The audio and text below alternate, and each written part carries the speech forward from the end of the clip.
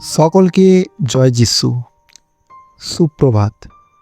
ঈশ্বরের বাক্য এবং প্রার্থনাতে আপনাদের প্রত্যেককে স্বাগত জানাই।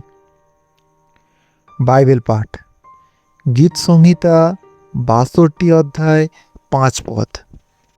আমার প্রাণ, নীরবে ঈশ্বরেরই অপেক্ষা করো, কারণ তার মধ্যেই আমার প্রত্যাশা।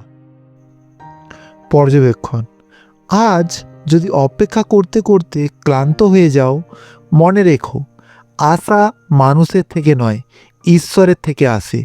সময় লাগতে পারে, কিন্তু ঈশ্বর দেরি করেন না। তুমি অপেক্ষা করো, তিনি কাজ করছেন। প্রার্থনা। প্রভু যিশু, আমাকে ধৈর্য ও বিশ্বাস দাও।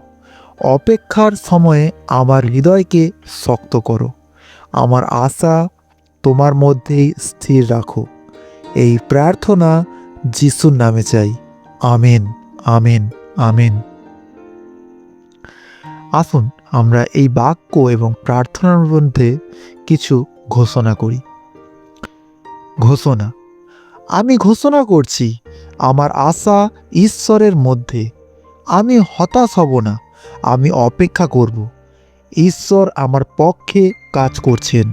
যিশুর নামে আমেন, আমেন, আমেন। সকলকে জয় যিশু।